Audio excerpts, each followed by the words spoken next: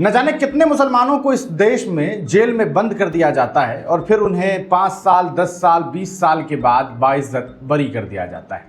अब हम आपको एक ऐसी खबर बताने वाले हैं जिसे सुनने के बाद आप तो छोड़ दीजिए, इस देश के सुप्रीम कोर्ट ने यह कहा कि भाई कुछ तो शर्म करो। देश का संविधान, देश में जो लोकतांत्रिक व्यवस्था है, कम से कम उसका तो ख्याल रखो।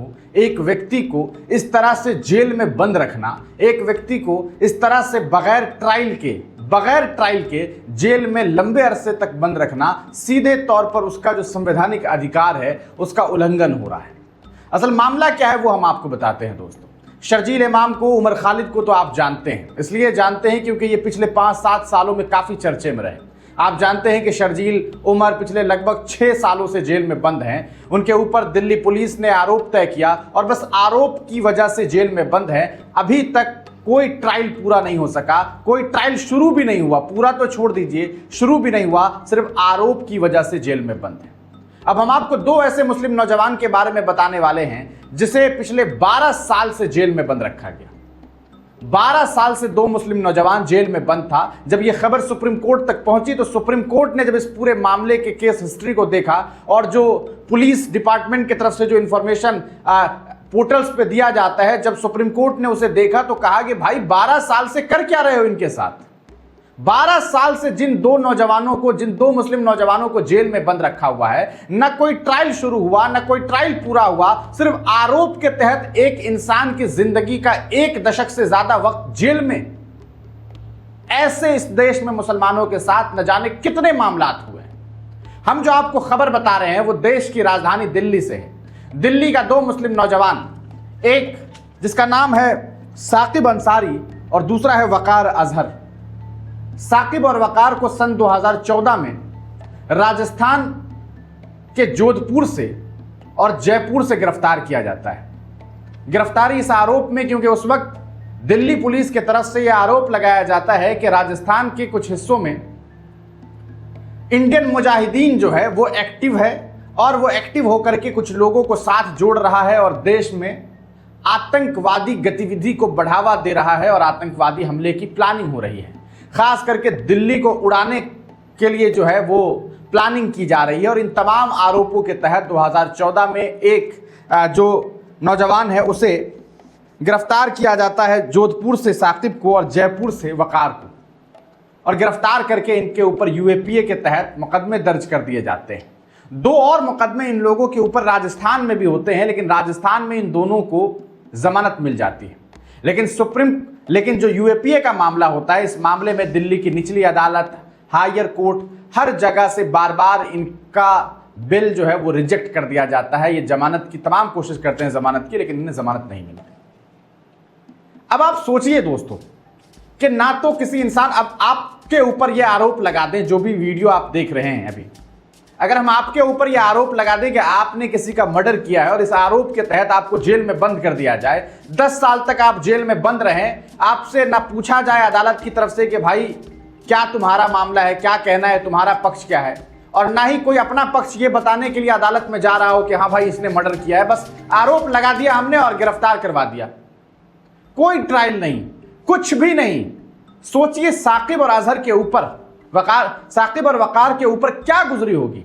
पिछले 12 साल से ये 2 मुस्लिम नौजवान जेल में बस इसलिए बंद है क्योंकि उसके ऊपर यह आरोप तय कर दिया गया कि भाई तुम्हारा जो लिंक है, तुम्हारा जो मामला है वो एक ऐसे संगठन के साथ है जो आतंकवादी गतिविधि में है और उसकी वजह से तुम्हारे ऊपर आरोप तय हो गया, अब तुम जेल में रहो।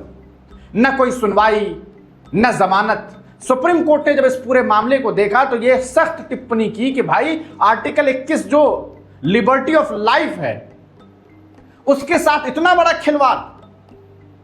और फिर सुप्रीम कोर्ट ने कहा कि जब आपको कोई ट्रायल नहीं करना था, जिस तरह के हालात हैं इस केस को देखने के बाद सुप्रीम कोर्ट ने सीधी टिप्पणी की, कहा कि जिस तरह के हालात हैं अगले कई सालों तक इनका मामला जो है यूं ही अदालत में पड़ा रह जाएगा, न कोई, जिस तरह की धीमी रफ्तार है इस केस की, कोई सुनवाई नहीं होगी।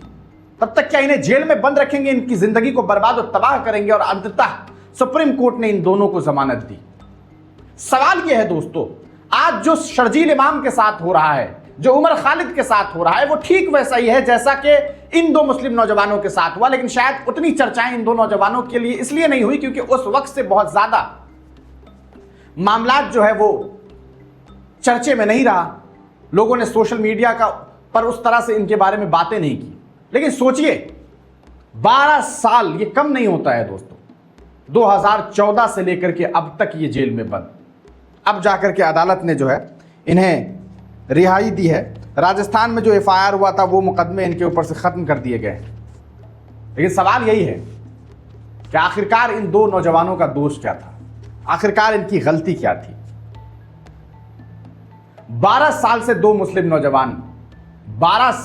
मुस्लिम नौजवान साकिब और वकार को जेल में बंद करके रखा गया। कोई ट्रायल नहीं हुआ, कोई भी ट्रायल नहीं। बस ये आरोप कि भाई इनका जो लिंक है वो इंडियन मुजाहिदीन का जो एक सिंडिकेट चल रहा है राजस्थान में उनके लोगों से है, और ये दिल्ली में बम धमाका करना चाहते हैं। और दिल्ली की पुलिस ने 2014 में इनके ऊपर यूएपीए लगा दिया और जेल में बंद कर दिया। उसके बाद से कोई सुनवाई नहीं हुई, कोर्ट में ना कोई पक्ष पेश किया गया, ना पुलिस ने अपने तरफ से कोई पक्ष रखा, ना इनका कोई पक्ष रखा गया। कोई ट्रायल नहीं। 12 साल से दो मुस्लिम नौजवान जेल में बंद। वो तो शुक्र है कि सुप्रीम कोर्ट ने इस मामले पर थोड़ी नजर रखी, नजर डाली तो पता चला कि भाई इनके जो ई पोर्टल है, दिल्ली पुलिस का जो एप्लीकेशन है, जो ई पोर्टल पर इन्होंने जानकारी दी है, वहां पता चल रहा है कि कोई ट्रायल ही नहीं हुआ, कुछ नहीं हुआ। 12 साल से यूं ही जेल में बंद रखे हुए बस आरोपों के तहत। ठीक वैसे ही जैसे पिछले 6 सालों से शर्जील इमाम को, उमर खालिद को जेल में रखा हुआ है। ना ट्रायल कर रहे हैं, ना ट्रायल शुरू हो रहा है, बस जेल में बंद रखना है। ऐसे हालत है दोस्तों। और ये देश में कोई बहुत बड़ी बात नहीं है। अभी हाल ही में बिहार में एक मामला सामने आया। बिहार के किशनगंज का रहने वाला सदाकत 4 महीने पहले वो रूस चला गया नौकरी के लिए। उसके ऊपर बिहार की पुलिस ने एफआईआर कर दिया, मुकदमा कर दिया कि भाई ये जो है अभी जो प्रोटेस्ट हुआ देश में, जेनजी का प्रोटेस्ट, उस प्रोटेस्ट में शामिल था। अब बताइए क्या वो रशिया से यहां आकर के प्रोटेस्ट में शामिल होकर के दोबारा रशिया चला गया? दरभंगा के कांग्रेस के जिला अध्यक्ष जमाल हसन दिल्ली में थे, उनके ऊपर मुकदमा कर दिया कि दरभंगा में वो प्रोटेस्ट कर रहे थे। कैसे प्रोटेस्ट, जो आदमी दिल्ली में है वो यहां कैसे हो सकता है एट ए टाइम? तो ऐसे मुकदमे कर दिए जाते हैं। आप इस पूरे मामले को कैसे देखते हैं दोस्तों? अपनी प्रतिक्रिया कमेंट सेक्शन में जरूर लिखिएगा। इस वीडियो को जरूर शेयर कीजिएगा ताकि लोगों तक ये सच